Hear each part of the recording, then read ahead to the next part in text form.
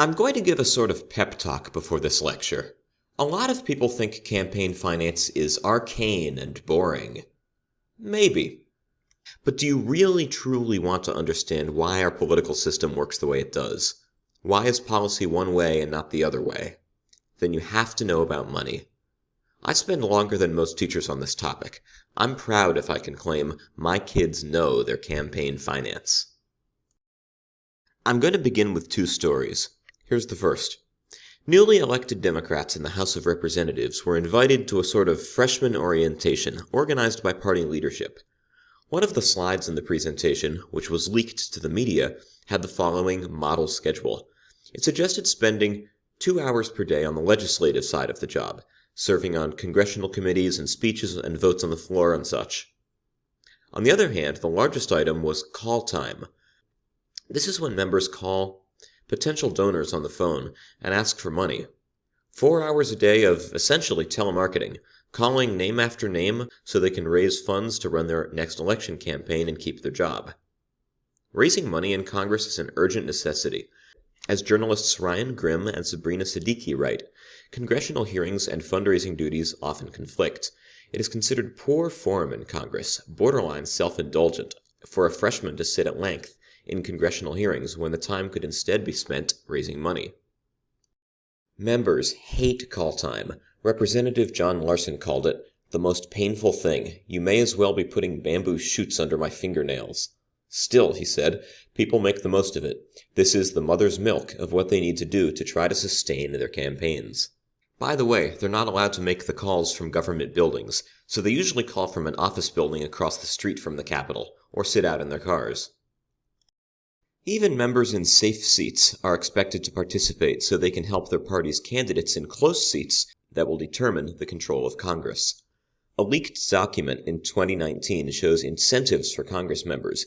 The DCCC, the branch of the Democratic Party that deals with elections to the House of Representatives, awards points for actions that assist the party. For example, you could get 5 points for hosting an event for $15,000 for a high-priority candidate, 1 point if you contribute the max allowed to a colleague's campaign, and so on.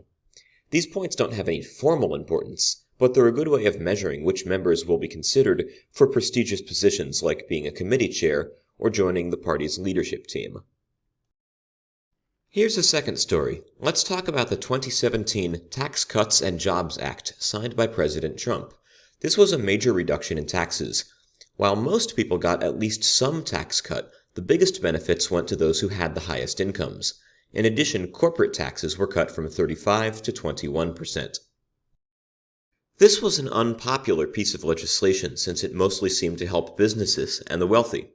In opinion polls, only 32% of Americans said they were in favor. At times, it seemed that the Republican majority in Congress was backing off the unpopular bill. Still, Congress pressed on. Representative Chris Collins, a Republican from New York, explained that it was pressure from donors that sealed the deal. My donors are basically saying, get it done or don't ever call me again. One of those donors was Mr. Sheldon Adelson. Adelson owned half the casinos in Las Vegas and was one of the richest people in the United States, with tens of billions to his name. He was also a staunch Republican.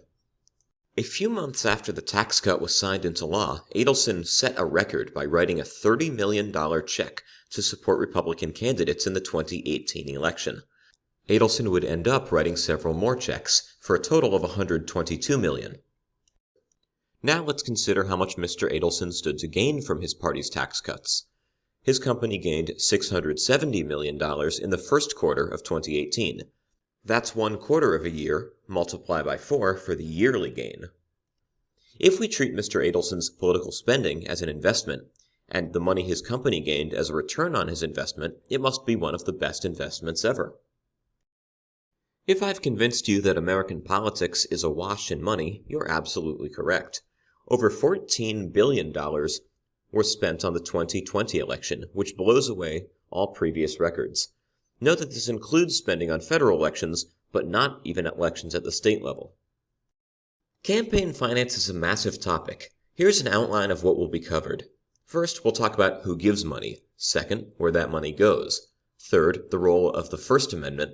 Fourth, current rules governing campaign finance. Fifth, a comparison with other democracies. And finally, we'll get to the Federal Elections Commission, or FEC, whose job is to enforce the rules. Who spends money on politics? In short, donations can be broken into two categories, transactional and ideological. A transactional donor gives out of self-interest. You hope to gain something in return. An ideological donor gives because of ideas or ideals. They are the true believers. Transactional donors give because they hope to gain. These are often business interests or wealthy individuals. Many people are surprised to learn that large commercial interests often give to both sides of a political race. They're not necessarily concerned with who wins, but rather they want to know that, whoever the winner, they have an ally on Capitol Hill. Some industries, though, are basically connected with one party, such as trial lawyers and Democrats, or oil companies and Republicans. One special type of transaction is a quid pro quo. The Latin means this for that. A quid pro quo is a direct exchange of money for a political outcome, like voting a certain way on a bill. Basically, bribery. This is illegal in theory, but it's difficult to prove because you need to show that the political action is a direct response to the gift of money. Proving a cause and effect relationship like this in a court of law is far from easy. Here's a typical example of how transactional spending works. In 2019, some members of Congress were trying to do something about surprise medical billing. If you've ever been to a hospital, you know they never tell you how much anything costs. In an emergency setting, it's all the worse, because of the urgency. During a health crisis, you could end up with a doctor, a procedure, or an ambulance ride that is not covered by your health insurance. It's out of network, the term goes, and you are stuck with a bill for tens of thousands of dollars. And basically, there was no way to anticipate this. Surprise! So in 2019, a bipartisan group of senators introduced a bill to control surprise billing. It was a popular bill. It actually passed at the committee stage. The bill was moving. And suddenly, a mysterious group, calling itself Doctor-Patient Unity, comes out of nowhere, and it spends $28 million on TV ads attacking the senators who are pushing the bill.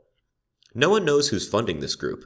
Everyone suspects the hospital industry, but there's no way of knowing for sure. So, this is a good example of transactional spending that is not a quid pro quo. Clearly, there are people who benefit from surprise billing, and they're willing to spend money to advance their economic interests. So, whatever happened to the bill? Well, Congress gave up and stopped working on the problem. For a year and a half, anyway. Then, after the elections, Congress passed surprise billing reforms by dropping them in the middle of a 3,000-page appropriations bill, catching everyone off guard. Turns out Congress had a surprise of its own. I'm going to make a little editorial moment here. This kind of stuff reaffirms my hottest take, which is that most politicians are actually good people who are trying to serve the public in office, but they're not allowed to most of the time because they have terrible incentives. The other type of campaign donor is the ideological donor. These are the people who give to a cause because they are the passionate supporters of a politician's ideas, or because they are fearful or angry about the other side. They are driven by negative partisanship. What sort of person gives their money to a political campaign? It's not exactly normal behavior. Only around 10% of Americans give money to campaigns at all. Turns out, campaign donations follow the same U-shaped curve we see over and over again in politics. Participation is highest at the far left and right, lowest in the middle. This is exactly the same trend we see for people who vote in primaries. It's just another way our political system listens the most to people on the extremes. Thus, politicians have a powerful incentive to appeal to those extremes. Take Representative Joe Wilson, a Republican from South Carolina who, in 2009, had one of the first political moments that went viral. President Obama was giving a speech before Congress promoting the Affordable Care Act, when Mr. Wilson interrupted the president, shouting, "You lie!" Overnight, Wilson's fundraising soared. He went from an average, unknown representative to a fundraising champ, pulling in $2 million in the next few weeks. Notably, people sent money from all over the country. Wilson, from South Carolina, received checks from Texas, California. It made him a national figure. But Wilson's Democratic opponent also set a fundraising record. That's negative partisanship at work. In recent years, the biggest change in campaign finance has been a growing share of money coming from small dollar donors. There's been a shift towards campaigns reaching out to supporters for petty cash, such as $10 or under. Before digital payment systems, it wasn't economical for candidates to reach out to these kinds of people. But now that small donations can be solicited in mass, often through text messages, they're starting to make a difference on the campaign landscape. By nature, these small donations are basically all ideological. As Teddy Goff, the digital director for the Obama campaign, said, "If you give $2,800, it's typically in exchange for close-up exposure to a candidate. That's not happening for $5 or $25. Those donors are doing it because they believe in the candidate." The Obama campaign was the first to make major use of small donors, but this kind of fundraising has taken off since. Small dollar donations have increased from 15% of total campaign funds in 2016 to 23% 4 years later. How do small dollar donations shake up politics? For one, they weaken parties and large business interests by giving candidates an alternate way to raise money without them. In particular, this gives non-mainstream candidates a chance to be competitive. For example, Democratic socialists like Senator Bernie Sanders and the Squad led by Representative AOC took off on the backs of small donations. And as we mentioned before, this goes hand in hand with polarization.